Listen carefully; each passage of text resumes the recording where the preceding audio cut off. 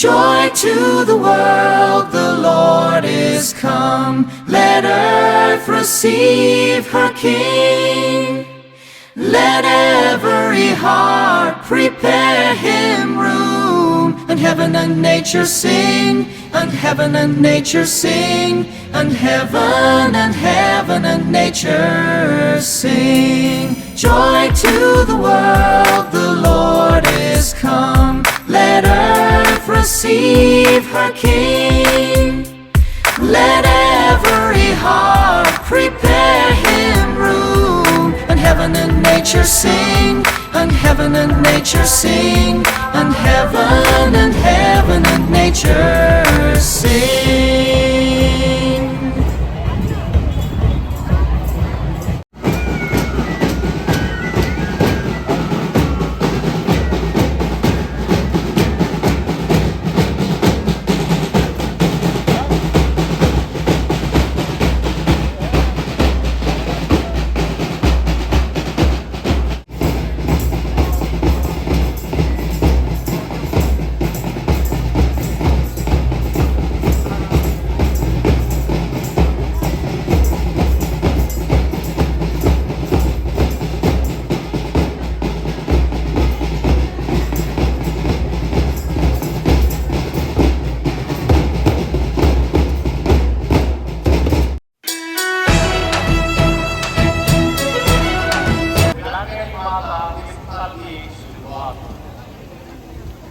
जब हमारे नौरंगी गुरु तथा बुजुर्गों की 9 साल की 7 वर्षीय जुबली 1885 से 1985 में पत्थरगाड़ी कर मनाया गया, उस समय हमारे परिवार वाले माता बेड़ा के माफी हैं। ये लोग हमारे खानदान के जो दूर दराज में रहते हैं, जैसे रांची, दादा, कोलकाता, उड़ीसा, मध्य प्रदेश, महाराष्ट्र, सब रिश्ते नाते को उन्होंने निमंत्रण किया ताकि हमारे नवरंगी लोगों की 100 वर्षीय जुबली में शामिल होकर सबों से एक मुलाकात है। उसी समय हमारे एक गुरु स्वर्गीय दीनादास नवरंगी, जो टाटा में भी बहुत दिनों से दावा और से पहले से ही मन्नत करके एक बेलंकनी माता का झंडा बनवा कर रखी थी, जिसे वह मद्रास में चढ़ाना चाहती थी, क्योंकि वह उस मन्नत के बाद अपनी बीमारी से चंगी हो चुकी थी। लेकिन वह उस झंडे को बेलंकनी मद्रास न ले जाकर किसी पत्थरगाड़ी के साथ में यहाँ चढ़ा दी। यह बात 1985 की है। इस पत्थरगाड़ी में उस समय रांची के आर्कबिशप पीयूष किरकेचा को आमंत्रित किया गया था, जिन्होंने आकर पवित्र पूजा संपन्न किए, पत्थरगाड़ी तथा मां बेलंकनी की झंडे को आशीष दी और इनका उद्घाटन किया। फिर उसी शाम को प्रार्थना तथा राजा बाजा के साथ माता की झंडा को उतार कर घर लाया गया। उसी दिन टाटा से ही एक नानी को, जो बहुत वर्षों से अंधी थी, उनकी अपनी बेटी अन्ना मारे और परिवार के लोगों ने उसे भी पत्ता बेड़ा लाया था। जब शाम को माता बेलंकनी की झंडे को घर बुलाया जा रहा था, तब उनकी नाती ललित मारे ने अपनी नानी से कहा, नानी, माता बेलंकनी के झंडे को घर ला रहे हैं। तब नानी ने झंडा मांगी और उसका चुंबन किया। जैसे ही नानी ने झंडे का चुंबन किया, उसकी आंखें खुल गई और उन्होंने कहा, मैं सब देख रही हूँ, मुझे सब कुछ दिखाई दे रहा है। तब लोगों ने खुशी से ओत-प्रोत होकर माता बेलंकनी के आदर में यह गाना गाया, वेदात माता तुम्हारी रानी। यह यहाँ का पहला चमत्कार था। उसके दूसरे दिन सुबह हम सबों ने माता के झंडे को लेकर माला मिट्टी करते हुए उस जगह पर पहुंचे जहाँ यह झंडा पहले गाड़ा गया था, और हमने उसे उसी जगह पर गाड़ दी। उसके बाद प्रतिदिन झंडे को शाम को विनती प्रार्थना करते हुए घर लाया जाता था। यह देखकर बहुत सारे लोग सुबह शाम आकर माता के झंडे के सामने प्रार्थना करने लगे और उन्होंने अपनी बीमारियों से चंगाई प्राप्त की। यह देखकर हमारे घर परिवार के लोगों ने मिलकर एक कमेटी बनाई, जिसमें स्वर्गीय सिस्टर लेस्ता, स्वर्गीय टीएम नवरंगी, स्वर्गीय Patrick Navrangi, Gabriel, Michael, Peter, father Piyush Maharaj, प्रचार शर्मा, प्रचार जोसेफ लुंगडुंग, मरियम लुंगडुंग और घर परिवार के सभी सदस्यगण शामिल थे। उन्होंने सब मिलकर एक मीटिंग की, जिसमें माता बिलंगनी की भाई द्वारा मूर्ति को लाने का निर्णय लिया गया और सन 1983 में उस मूर्ति को लाया गया। उस समय भी मूर्ति की समारोही आयोजन के लिए सबों को आमंत्रित किया गया। विशेष के उस समय रांची के आर्चबिशप टेलेस्फोर फिलोमो को इस तरह तथा मूर्ति की आयोजन के लिए निमंत्रित किया गया। हम सबों ने मिलकर एक छोटा सा गोरोटो बनवाया, जिसमें हम माता बिलंगनी की मूर्ति को स्थापित करते हैं। उस दिन समारोही पूजा के दौरान मूर्ति तथा गोरोटे की आर्चबिशप टेलेस्फोर फिलोमो ने की और हमें उन्हें सारी घटनाएं बताई जो यहाँ हुई थी। सारी घटनाओं को जानकर आर्चबिशप टेलेस्फोर फिलोमो ने सन 1986 में मस्ता मेरा गोरोटो को तीर्थस्थान घोषित किया।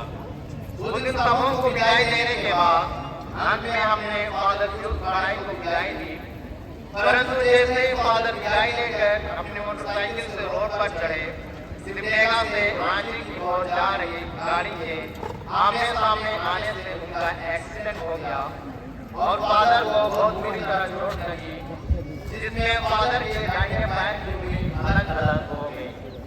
हम सबों ने तुरंत फादर को उठाकर सन्मार्था हॉस्पिटल सामटोली में भर्ती कराई। वहां भर्ती होने के बाद फादर को मांडर के लीवन अस्पताल में रेफर कर दिया गया। डॉक्टरों ने फादर को ऑपरेशन कराने की सलाह दी, लेकिन चकित कर देने वाली बात यह है कि फादर जब बेड पर पड़े रहते थे तो वे रोजरी माला विधि किया करते थे और इसी दौरान बिना ऑपरेशन के ही वे ठीक हो गए और 3 माह बाद फिर से प्रभु की सेवा में लौट आए। जब एक्सीडेंट हुई थी तो उस एक्सीडेंट गाड़ी को पकड़ा देने के लिए हमारे भी गांव के चौकीदार फिरदुस डोंगुन को वहां रखा गया था। निगरानी करते समय अचानक उनके पेट में माताएं पीड़ा होने लगी। उसे देखकर लोगों ने उसे माता बिलंगनी के पास जाकर प्रार्थना करने की सलाह दी। वह मूर्ति के पास गए और प्रार्थना करने लगे कि अचानक से उनका पेट दर्द पूर्ण रूप से समाप्त हो गया और वे चंगे हो गए। इसी प्रकार जिस दिन बिलंगनी माता के मूर्ति को स्थापित किया गया, उस दिन एक नायक आई थी जो 65 साल से कमान थी। उन्होंने पूरी भक्ति से रोजाना प्रार्थना की और एक लड़की बच्ची पैदा हुई, जिसका नाम उन्होंने मरियम रखा।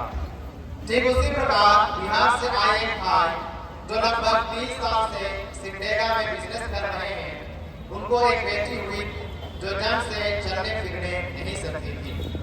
उनकी माता ने बिलंगनी माता के नवरोजी प्रार्थना में भाग लेकर अपनी बच्ची को संपूर्ण रूप से माता बिलंगनी को समर्पित कर उनके लिए प्रार्थना की और उनकी प्रार्थना सुनी गई।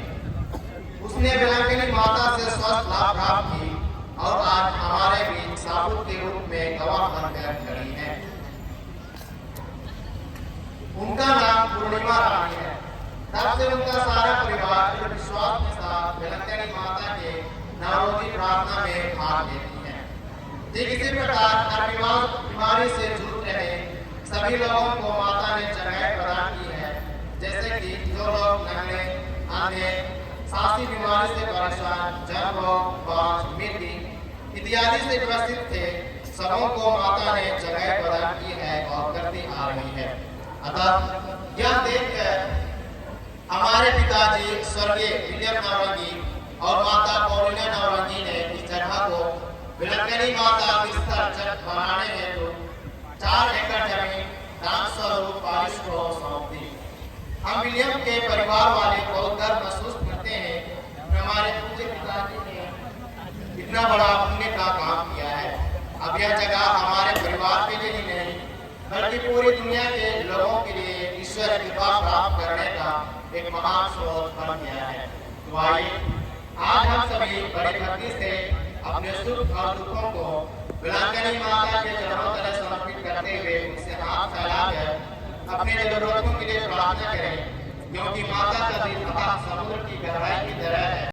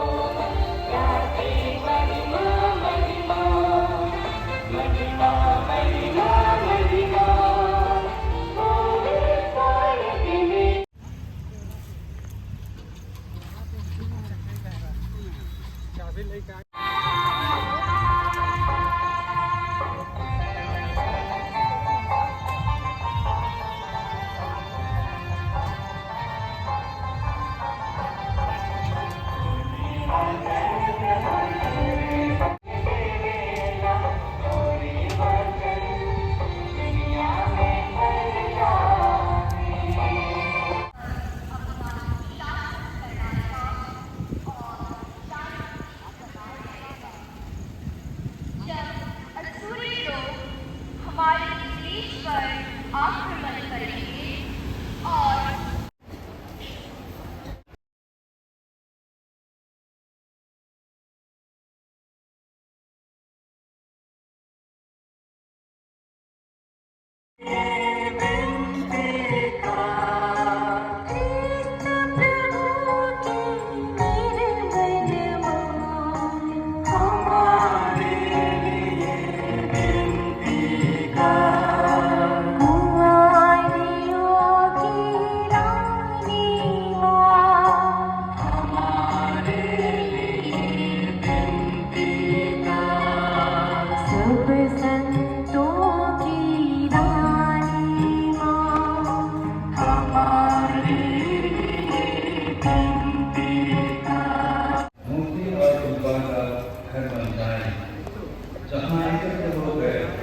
जहाँ पे आगे आत्मा और सच्चाई में